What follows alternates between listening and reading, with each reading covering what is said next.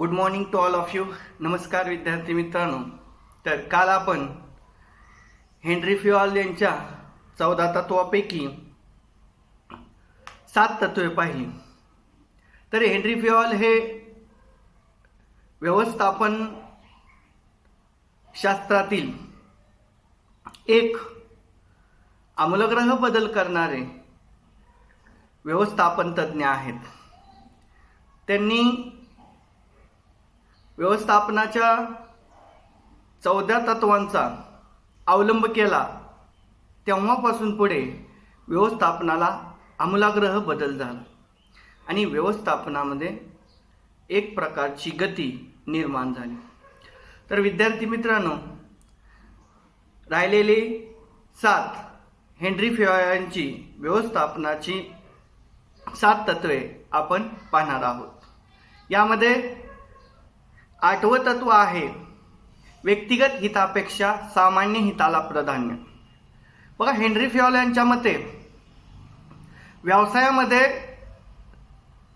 व्यक्तिगत हिताला जास्त महत्त्व न देता सामूहिक हिताला महत्त्व दिले पाहिजे. कारण व्यवसायामध्ये कर्मचाऱ्यांकडून काम करून घेत असताना व्यवसायामध्ये कर्मचारी संघटन कार्यतत्पर असतं आणि ह्या कर्मचारी संघटनेकडून जर कार्य करून घ्यायचं असेल तर त्यासाठी व्यक्तिगत हिताला बाजूला सोडून सामूहिक हिताला प्राधान्य दिलं पाहिजे. कारण कर्मचारी कार्य करत असताना संघाने एकजुटीने कार्य करत असतात आणि संघटनेची व्याख्याच सांगितलेली आहे. एकाच उद्देशाने एकत्रित आलेला कर्मचाऱ्यांचा वर्ग किंवा माणसांचा समूह म्हणजे संघटन होय आणि त्यासाठी व्यक्तिगत हित बाजूला सोडून सामूहिक हिताला प्राधान्य दिलं पाहिजे. म्हणजे व्यक्तिगत हितापेक्षा सामान्य हिताला व्यवस्थापनामध्ये जास्त महत्त्व दिलं पाहिजे असं हेनरी फ्युआल यांचं मत आहे. त्यामुळे व्यवसायामध्ये जर सामान्य हिताला जास्त महत्त्व दिलं तर त्या दृष्टीने व्यवसायाच्या गतीला आणि व्यवसायाच्या प्रगतीला कोण अडवू शकणार नाही. त्यासाठी व्यक्तिगत हितापेक्षा सामान्य हिताला जास्त प्राधान्य दिलं पाहिजे हे हेनरी फ्युआल यांनी त्यांच्या 8व्या तत्वामध्ये सांगितलेलं आहे. त्यानंतरचं 9वं तत्व ते म्हणजे पुढाकाराचे तत्व. सर्वसाधारणपणे कर्मचाऱ्यांमध्ये पुढाकाराची भावना निर्माण झाली पाहिजे. ज्या व्यवसायातील कर्मचारी स्वतःहून स्वइच्छेने काम करतो त्याच्यामध्ये कार्यप्रेरणा वाढते, तो कार्यप्रवृत्त होतो. त्यामुळे व्यवसायामध्ये कोणतेही काम सांगून करण्यापेक्षा स्वतःहून केलेल्या कामामध्ये जास्त गती असते. त्यामुळे कर्मचाऱ्यांमध्ये पुढाकार वृत्ती वाढते. बघा, हेनरी फ्युआल काय म्हणतात, कर्मचाऱ्यांना सतत त्यांच्या कामाला प्रोत्साहन दिलं पाहिजे. त्यांच्या कामाला प्रोत्साहन दिल्यानंतर ऑटोमॅटिकच कर्मचारी स्वतःहून काम करण्यासाठी प्रेरित होतील आणि ज्यावेळेस कर्मचारी स्वतःहून काम करण्यासाठी प्रेरित होतील त्यावेळेस त्यांच्यामध्ये एक प्रकारची पुढाकार वृत्ती निर्माण होईल. बघा, कोणत्याही व्यवसाय संस्थेत असू द्या, सामाजिक असू द्या, सांस्कृतिक असू द्या, राजकीय असू द्या किंवा सरकारी असू द्या, प्रत्येक ठिकाणी पुढाकार वृत्ती महत्त्वाची असते. पुढाकार घेतल्याशिवाय कोणतंच कार्य होऊ शकत नाही. आपण म्हणत बसलो तो करेल, हा करेल, ती करेल तर काम होणार नाही. सुरुवात आपल्यापासून झाली पाहिजे.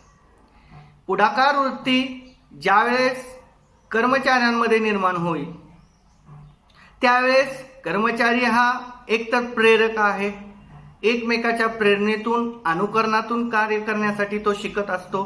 त्यासाठी कर्मचाऱ्यांमध्ये पुढाकार वृत्ती वाढणं गरजेचं आहे. कर्मचाऱ्यामध्ये जर पुढाकार वृत्ती असेल, स्वतःहून काम करण्याची शक्ती असेल तर कर्मचारी कोणतेही अशक्य कार्य करू शकतात आणि त्यानुसार व्यवसायामध्ये कोणतंच कार्य मागे राहणार नाही आणि व्यवसायाच्या कार्याची गती वाढेल आणि व्यवसायाची प्रगती वाढेल आणि त्याचा परिणाम व्यवसायाच्या सर्वांगीण विकासावर होईल.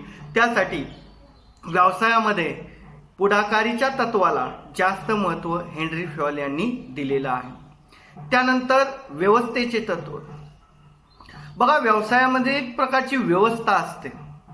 त्यामध्ये साधन आणि साधन सामग्री आणि त्या साधन सामग्रीची हाताळणी करण्यासाठी लागणारं मानवी संसाधन यामध्ये व्यवस्था असली पाहिजे. यामध्ये जर व्यवस्था असेल तर कोणी कोणते काम कधी केव्हा कोठे कसे करावायचे याबद्दल अचूक ज्ञान मिळते आणि व्यवसायाकडे असणाऱ्या उपलब्ध साधन सामग्रीचा मनुष्यबळाच्या जोऱ्यावर जास्तीत जास्त फायदा करता येतो. आणि हे केवळ कशामुळे होतं तर व्यवस्थेमुळे.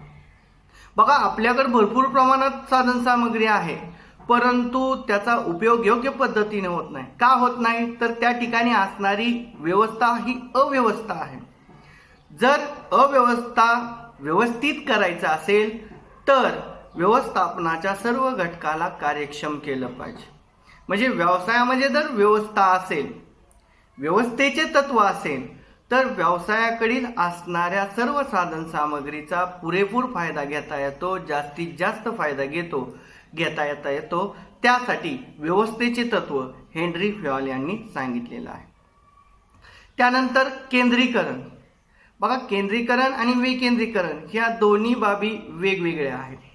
केंद्रीकरण म्हणजे अधिकार आणि सत्ता एका ठिकाणी एकवटलेले असतात आणि विकेंद्रीकरण म्हणजे अधिकार आणि सत्ता यांचं सर्वांमध्ये समान विभागणी, त्याला विकेंद्रीकरण म्हणायचं. व्यवसायामध्ये केंद्रीकरण असलं पाहिजे. विशिष्ट कर्मचारी आणि अधिकाऱ्यांना वेगवेगळ्या प्रकारचे अधिकार असल्यानंतर ते कर्मचारी अधिकारी आपल्याकडे अधिकार आणि जबाबदारीच्या जोरावर इतरांकडून काम करून घेतील आणि कामे व्यवस्थित पद्धतीने पार पडली जातील. परंतु व्यवसायामध्ये जर विकेंद्रीकरण असेल, सर्वांना समान अधिकार आणि जबाबदाऱ्या दिला तर प्रत्येकाला आपण अधिकारी आहे असं वाटेल. प्रत्येक जण दुसरं कोणाचं ऐकणार नाही, मला सुद्धा त्या प्रकारचे अधिकार जबाबदाऱ्या आहेत, अशा प्रकारचा संभ्रम त्यांच्यात निर्माण होईल. त्यासाठी व्यवसायामध्ये केंद्रीकरण हे महत्त्वाचे आहे. विकेंद्रीकरण असेल तर अधिकार आणि जबाबदारीचा गैरफायदा कर्मचारी घेऊ शकतात.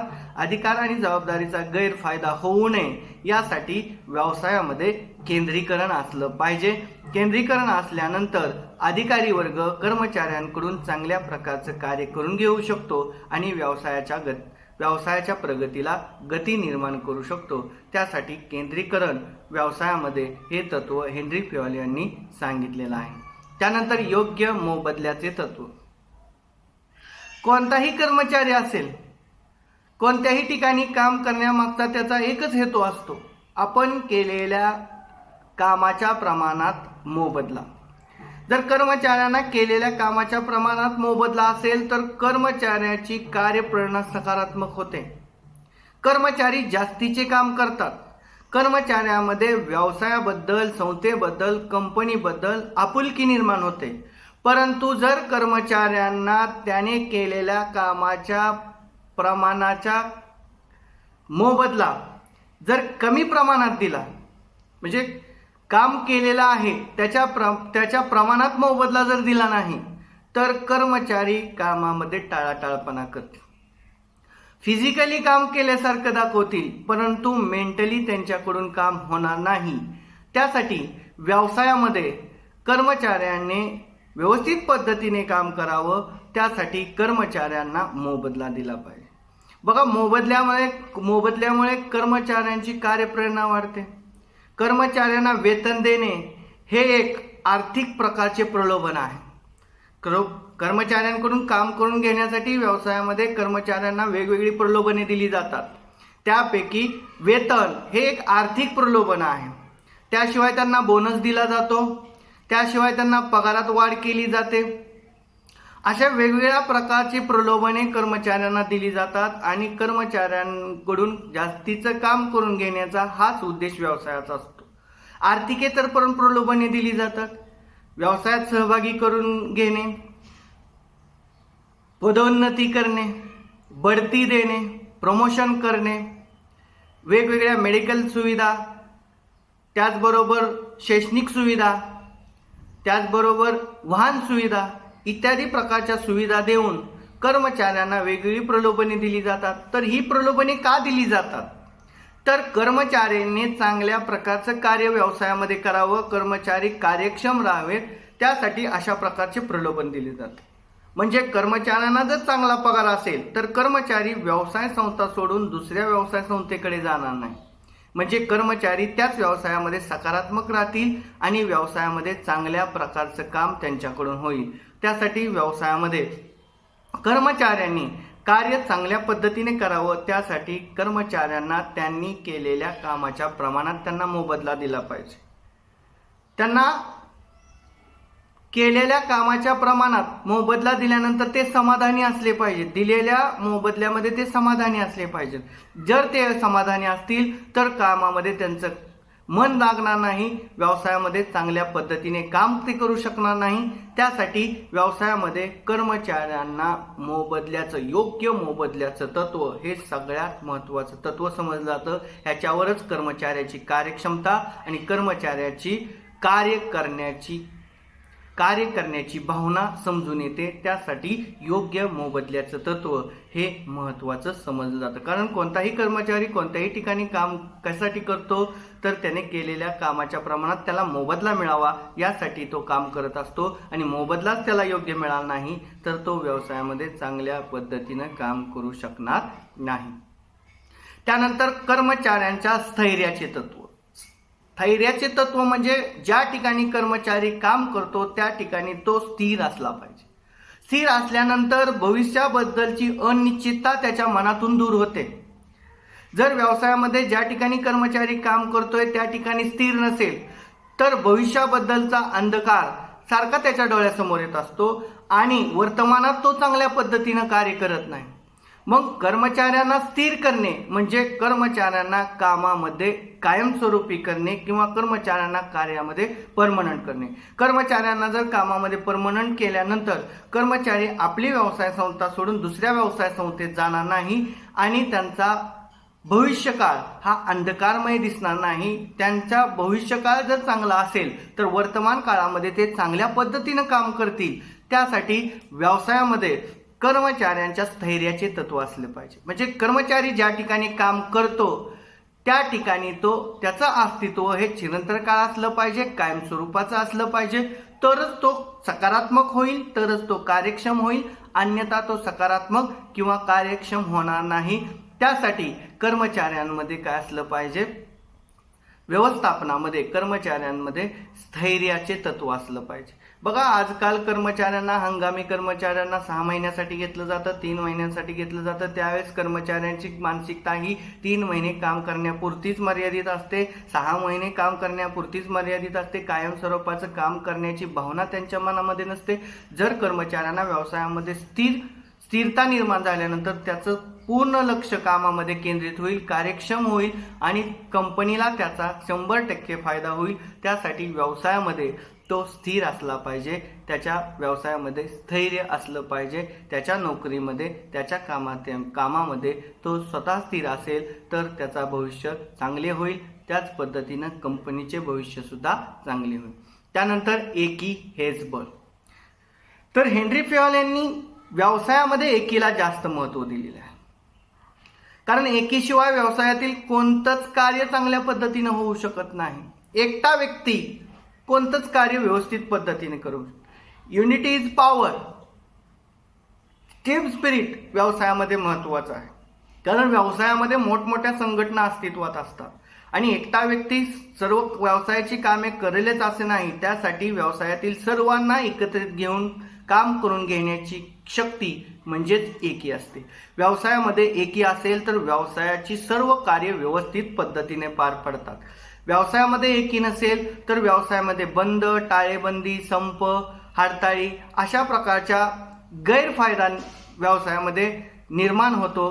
गैरप्रकार व्यवसायामध्ये निर्माण होतात. मग अशा गैरप्रकाराला जर पायाबंदी घालायची असेल तर व्यवसायामध्ये कर्मचारी, व्यवस्थापन आणि उच्च व्यवस्थापन यामध्ये एकी असली पाहिजे.